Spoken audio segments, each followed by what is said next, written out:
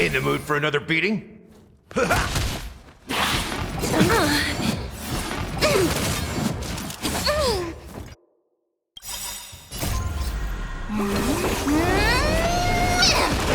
Nice like a good brew, my friends. Indulge yourselves! A little honesty would do us good. Time for resolution. You two will head to the nether realm. As you wish.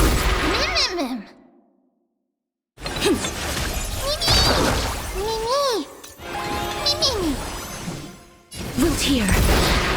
That's all you got?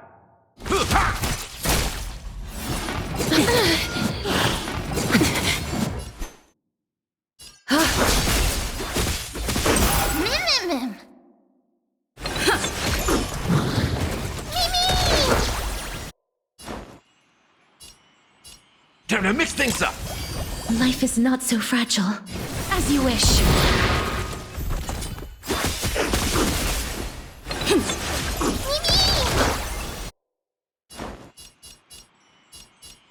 How's this taste? Thank you, friend. Nice like my friends. Indulge yourselves!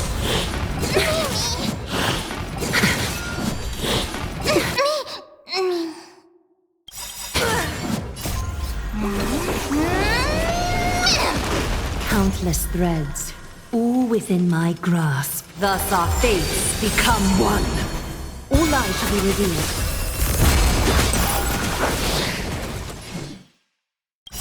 Embrace a new life. Darkness with me. May wandering souls find their own way out.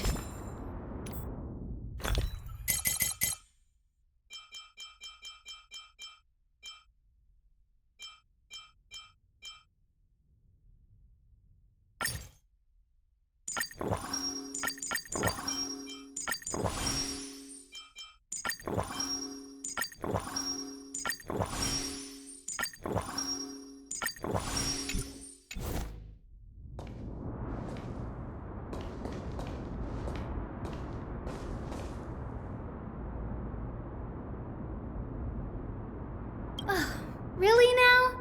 This is way more trouble than I could have asked for. Or you could sit back and watch.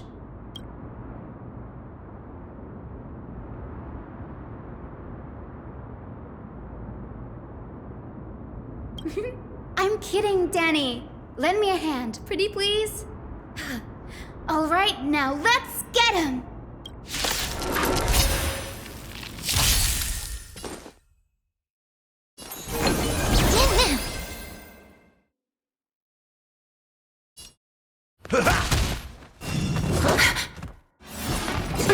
Confidence. Catch a dance?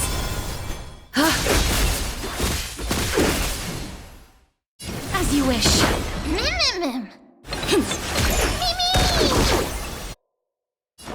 Time to mix things up. Thank you, friend. A little honesty would do us good.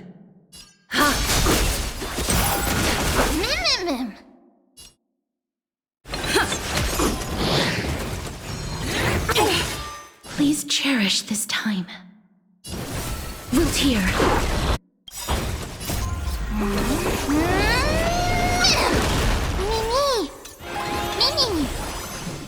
As you wish. Step up, let's see ya. How's this taste? Nice like my friends. Indulge yourselves!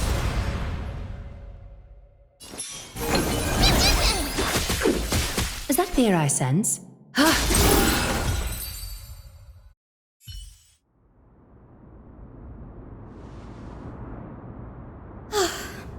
The Black Tide is remarkably quick to detect the light of Amphorius.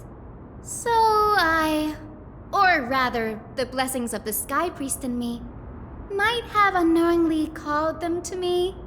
Anyway, never mind that for now. Here, you might want to have a look at this. I found it around here and thought it might be of interest to you.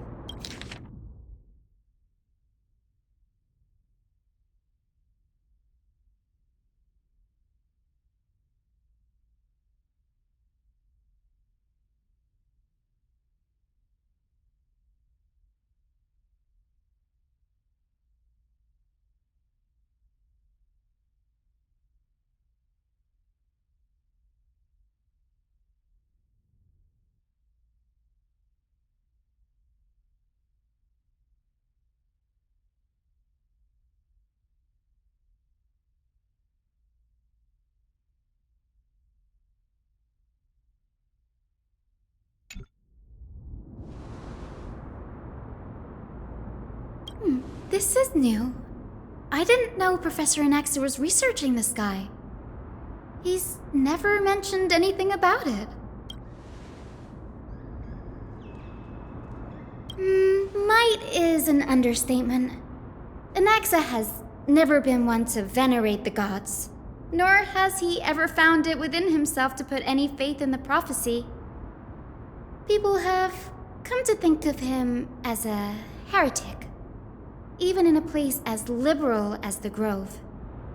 Yet, it is also this very blasphemer that Circe's favors. Fate sure works in mysterious ways. Oh, let me have a look.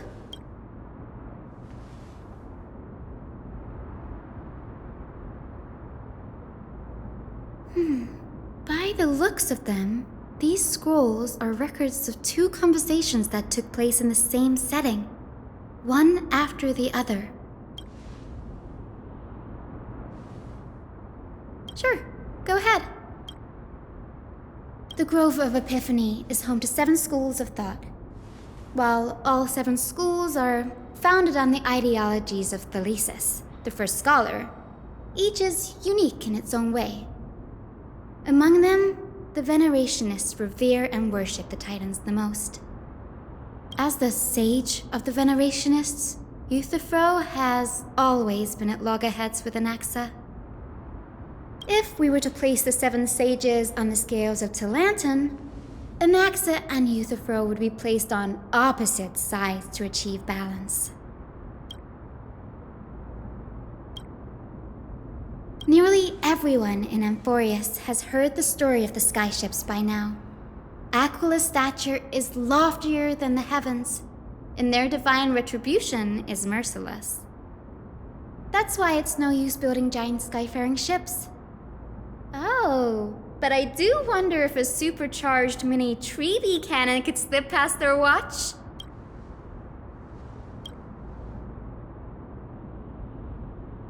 Newsporists primarily study the application of alchemy in soul repair. Everyone considers Anaxa a blasphemer, but that has never stopped him from sharing his ideas, no matter how taboo. If you must say that he's hiding something, then it's likely what lies beneath his eye patch. Anaxa often says that every failure brings us one step closer to the truth. Perhaps, to him, the crash of the skyship carries a different interpretation. The firmament is not impenetrable. On the contrary, it was precisely because the skyship represented the first step toward breaking free from the shackles of the earth that it provoked the wrath of the Sky Titan and brought divine punishment upon itself. It's a shame that the majority of the Grove's research on Aquila was headed by the Venerationists, with sacrificial rituals making up a predominant part of their findings.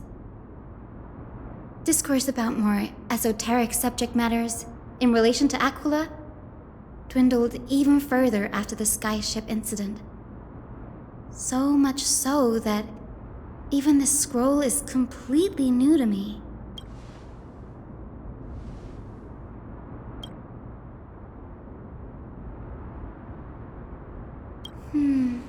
That's what I'd like to know. What are these experiments he's involved in? Even I, the assistant lecturer, know next to nothing about them. I have a bad feeling about this. Could there be more to what happened at the Grove?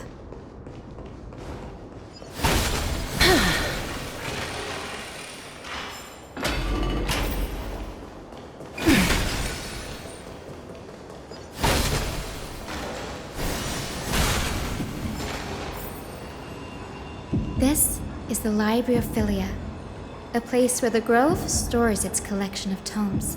Other than books written by the 7 schools, you can also find philosophical texts, ballads, and religious writings from the Outlands here. Cities that desire to learn from the Grove were apparently expected to contribute knowledge of equal value to what they saw. We've had more than our fair share of hilarious episodes over the years.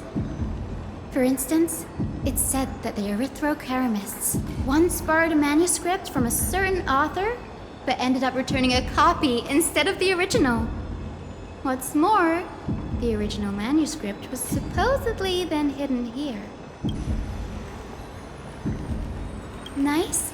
No need to hold yourself back, Danny. You can just tell it like it is. Their behavior was no different from bandits. Whew.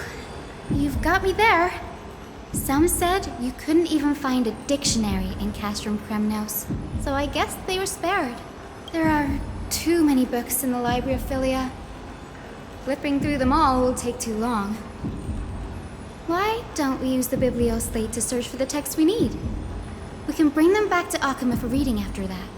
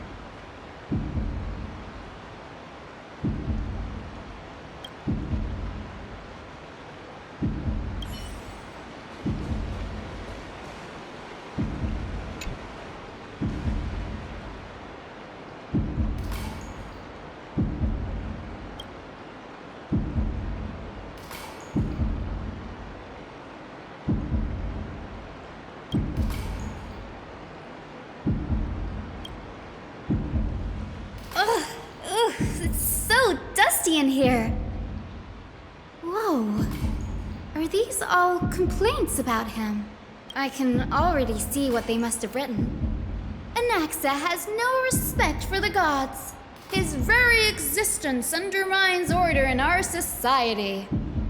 They're probably all things like that. Why else would they call him the Great Performer?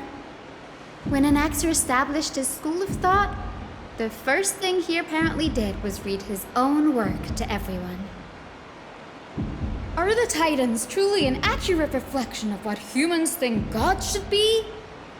Worlds created by gods are indubitably perfect, but what of Amphorius? Only foolishness and insensitivity everywhere you turn.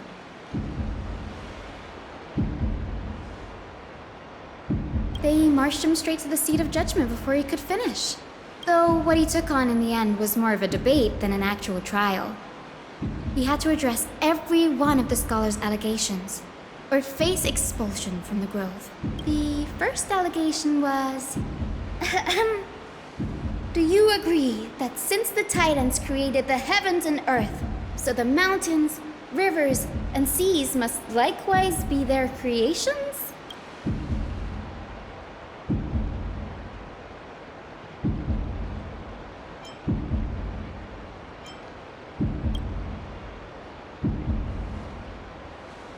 Anaxa would have probably been spared a lot of trouble if he had answered this way.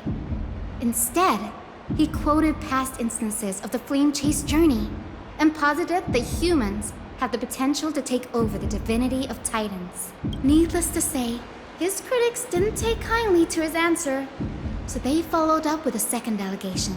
You claim to be studying souls, yet you are, in fact, defiling them and committing acts condemned by the gods. Anaxa always wears an eye patch, never removing it, even when alone. Some say he used one of his eyes as an alchemical ingredient. Every being in the world owes their safekeeping to Kifili, and this is even more so for the Chrysos heirs who have divine blood coursing through them. If he has really done something of that nature, then it'd indeed be sacrilegious. Thankfully, they had no way to prove it, so it amounted to nothing more than an allegation in the end. One by one, Anaxa engaged in wars of words against those who would challenge him. Toward the end, a scholar asked him, Anaxagoras, have you any respect for the gods? It was only after a brief silence that he answered, I have never denied that Titans are meant to be noble constructs.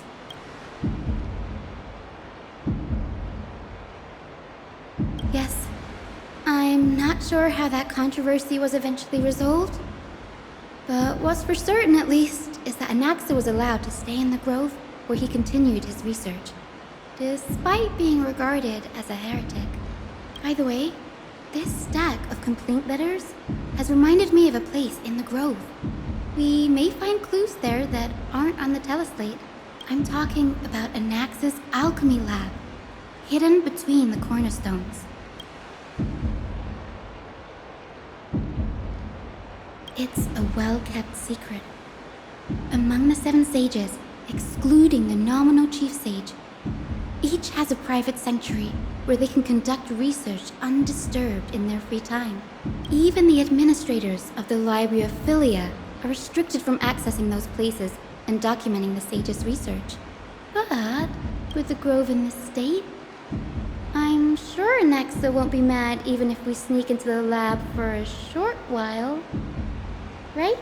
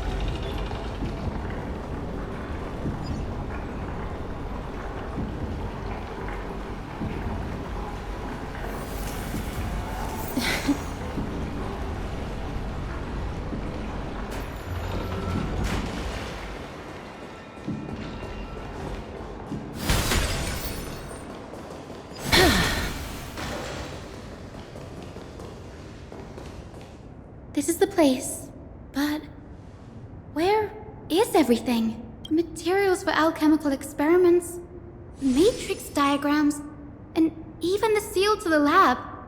They're all gone. Did the Black Tide destroy it all?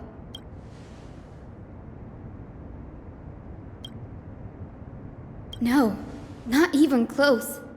Not only are alchemy experiments high-risk activities, but Professor Anaxa also has a penchant for using bizarre materials. Students often saw him walk in looking right as rain, but come out covered in soot with his hair singed. Naturally, no one dared to come near this place. Huh?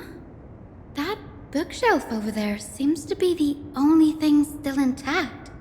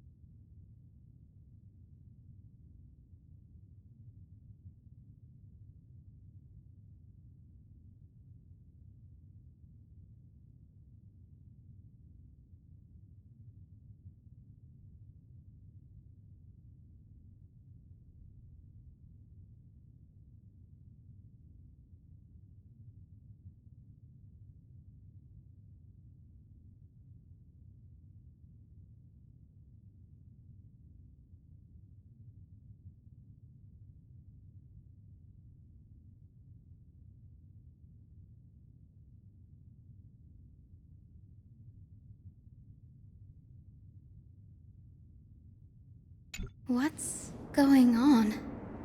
Anaxa is conducting research on our friends in Alchema and... me?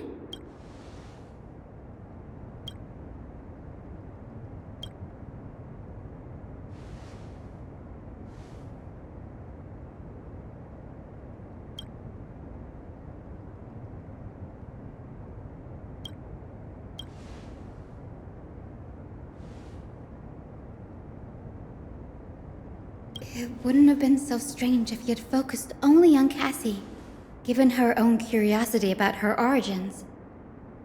Plus, considering that the new sporists have crafted omnipotent medicines capable of curing diseases, it also makes sense that he would conduct research on immortal Chrysos heirs. But now, it seems Anaxa's objective was never to create medicine, but to identify the origin of the golden blood and figure out its inner workings.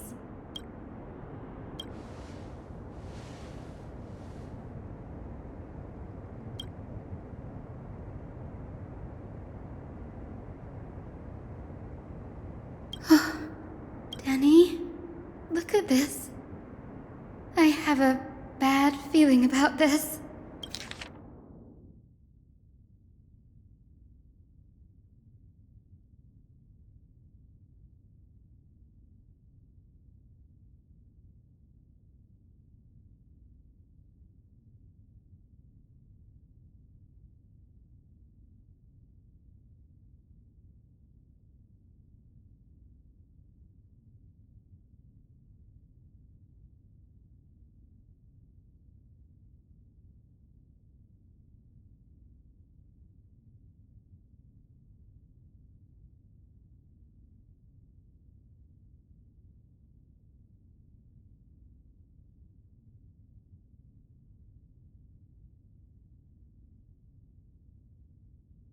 My biggest fear.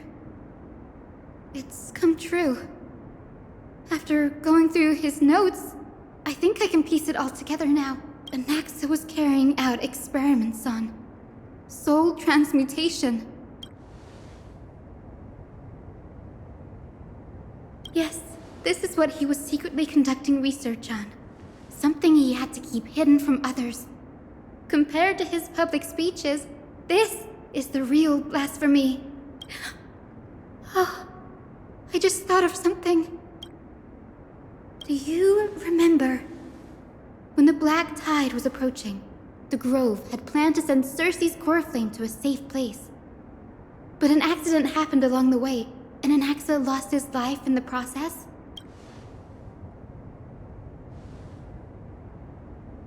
That's right. But what if Professor Anaxa's fusion with the core flame of reason wasn't an accident? Put yourself in his shoes.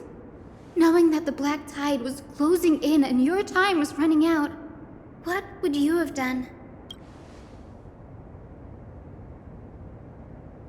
Exactly.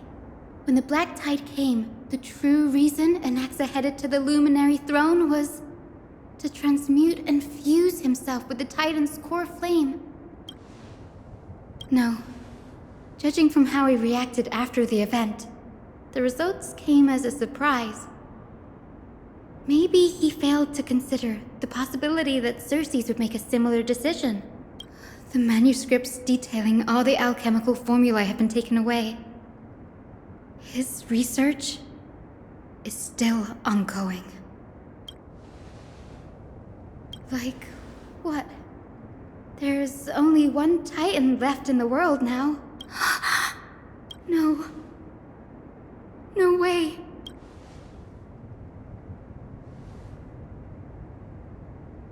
He's after Kefali. Sir, this sky above us, it's not real, is it? Of course not. This is just an image from a projection device used for educational purposes. A simple trick. The day-night cycle has been lost to this world. So that students like you may still learn about the night sky, astronomers have harnessed the Titan's miraculous power to manipulate the light, projecting the nights of the past here for you. Much like how the sky above the holy city is also illuminated by Kefali's dawn device. So, the skies of Akama are fake too. You mustn't conclude that, Inoxa. You should know that only a child would expose a trick and be proud of it. Often people know more than they let on. They simply choose to feign ignorance because they have no other choice. Then they're just deluding themselves. People believe in Kefali's tale of Genesis, accepting wholesale whatever the priests preach. But we're different. We've already walked out of the firelit cave of ignorance. We have already realized that we live in a world where Titans make the rules.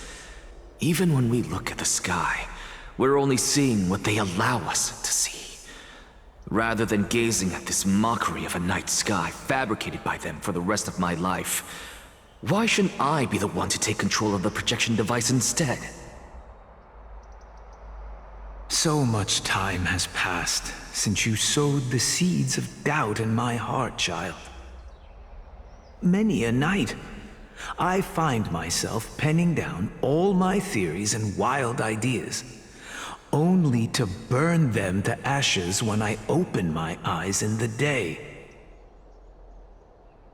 Why? Because we'll face death by burning if word gets out? As a sage of the Venerationists, my soul has already become inextricably linked to the great tree. Every word I say and every move I make is certain to influence every leaf, every branch, even the tree itself. But above all else, my days are numbered. Instinctively, I have my doubts about the golden blood and the human soul, yet I have no means of verifying them.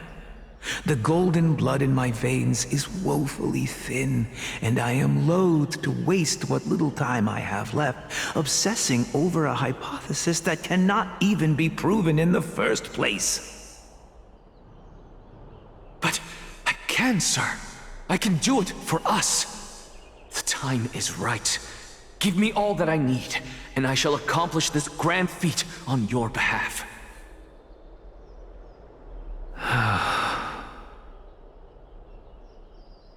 You're right.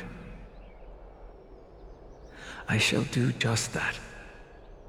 In the next meeting of the sages, I will spare no efforts fighting for the rights you deserve. Go. Establish your own school of thought. Find out what we are. Become the one who conquers the ultimate truths of the world. Child of humanity, you didn't go to such lengths for an audience with Kefali. Just ask him a few questions, did you? So, you figured it out. If I were as foolish as a Dromus, perhaps I'd throw myself down and prostrate before their greatness, begging for the gods' prophetic wisdom. Well, sorry to disappoint, but I'm no Dromus. Alas, I am a human, standing tall on 2 feet, possessing both intellect and pride. Before such power, does it make any difference whether you're a human or a Dromus? I'm sure you're familiar with the story of the Styxians. When the raging waves threatened to swallow them, they didn't just give up and become sitting ducks. No. They constructed a dam that kept the roaring tide at bay, chaining down the mad Fagusa.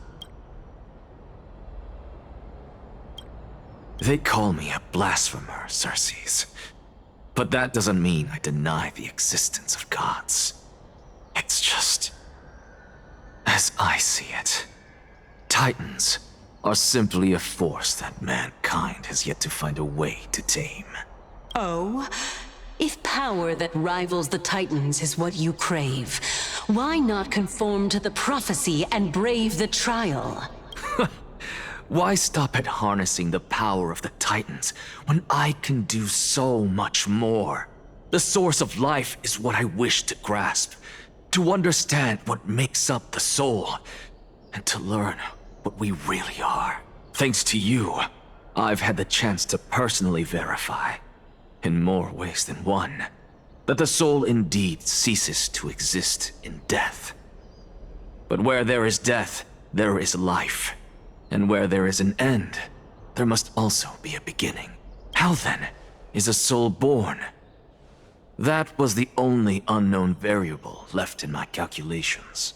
And by the sound of it, you have already formed a conjecture. No, I have already drawn a conclusion. In my journey unto death just now, I finally saw the answer with my own eyes. Professor Anaxa, I'm here. Her life hangs by a thread. I must ask you to refrain from taking any unnecessary steps. Of course. I'll bring this to a conclusive end, and give you the answer you so desire. However, in accordance with the principle of equivalent exchange, I must also demand from you what I need. As you wish. Don't you care to know what the price might be? It's a matter of uncovering the truth about the Death Titan and her survival. This may be the only time I can ever save someone's life. There is no need for me to think twice. I see. In that case, let the show begin. Indulge me. Am I correct to say that you intend to prove Thanatos' whereabouts and prove the nature of our existence now? Before I begin, I must confess I had been stuck in a cognitive trap all this time. As unrelated as these two propositions may seem at first glance, they are in fact logical equivalents. They are merely two different ways of telling us about what the soul is at its core. The reason I say this is as I've mentioned earlier. The answer was hidden in my journey unto death. Anaxa, you were in the Netherrealm? Yes, I am but a living dead man now. But that's not important. What truly matters is, I overheard a conversation between heroes. That's not all. Remember how I said you were a part of that conversation too, Circes? And I've told you that I have no recollection of such an event. That was likely just an illusion conjured up by the mind of a dying man.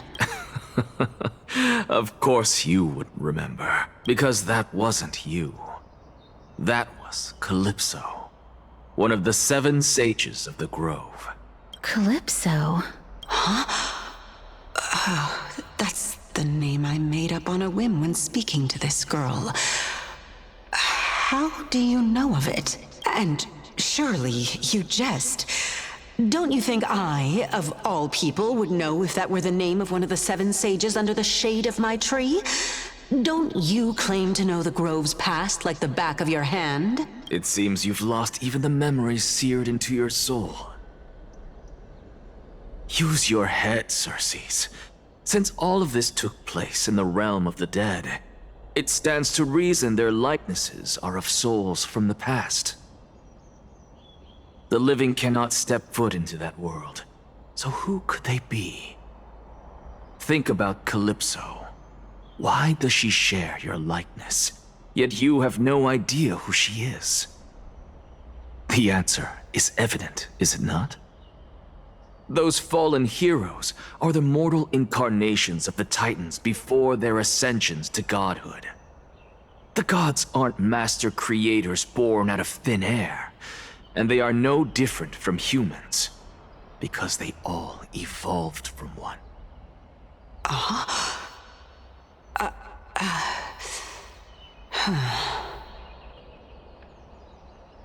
Does this answer disappoint you?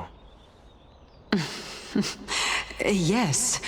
Because you've answered nothing. If I truly was once human, as you claim, then where do the children of humanity come from?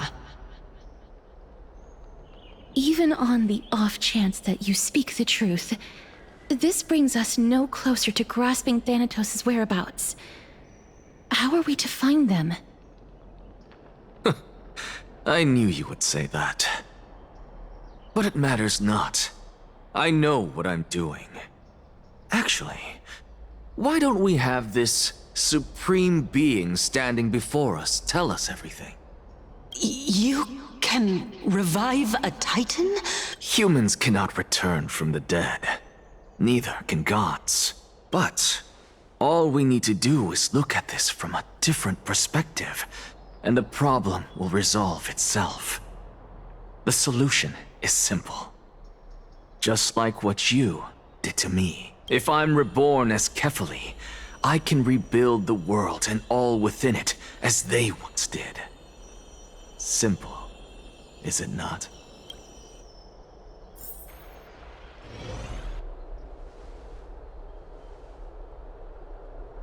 I have news from Hyacinth and Dan Heng. Anaxa might be trying to do something with Kefali's divine body. Kefali? But what could Anaxa want? Is the Council of Elders going to sit around and let such a sacrilegious act unfold? That is not possible. He is indeed the great performer, capable of fooling anyone and everyone with his tricks. I'm sorry. No need for guilt, for this is good news to us. The Council of Elders has found themselves a traitorous ally. Anaxa's ambitious desires will be something we can exploit. What we should be doing now is to keep our eyes peeled for whichever trickery Kynus is up to, and react accordingly to thwart her plans. Being Akima's political center, the Demigod Council holds just as much significance as the Vortex of Genesis. Someday, after my duty is over, this site will take the place of the battlefield where you hunt gods, become the next challenge you ought to overcome. Till then, it's best to get used to this place as soon as possible.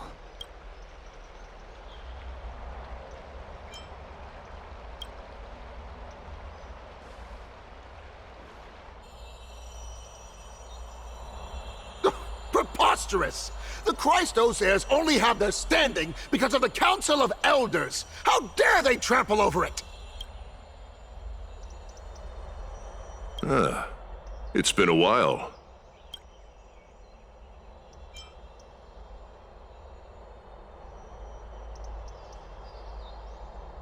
That's fine. I recognize you. The young lord has nothing but good words about your courage. It has indeed been some time, Lord Krateros. What brings you here in such haste? Shh. Keep it down. Be more vigilant. See those duplicitous dogs over there? They do the dirty work for Kynus. I've already ordered my people to hold them back, but we should still lay low. Unless you're itching for a bloody fight to get a workout in. My bad. So, did something happen? Did you hear thunderclaps last night?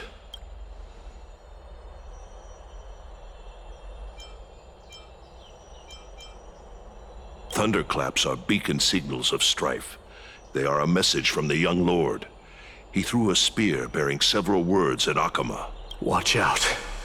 The Flame Reaver is back. I guessed as much. We didn't actually kill them back at the Kremnos Arena. I figured this is something you would want to know. We Kremnoans never back down from a fight. So if you plan to take that thing down in a battle, reach out to me anytime. You have my gratitude. I will let Aglaya know about this right away. Remind her to be on her toes while you're at it. That vicious Kynus has been unusually active lately. Those lackeys she keeps under cover have been going in and out of the city a lot more frequently these days.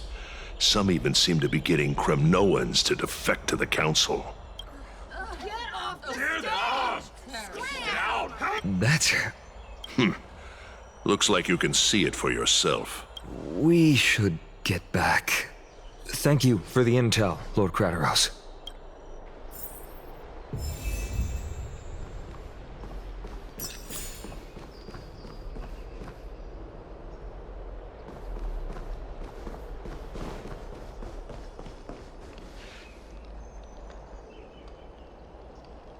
They're here.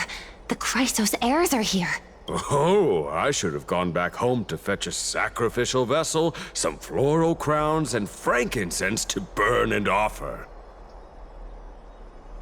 Oh, Titans! Please, forgive these arrogant and self-conceited heroes!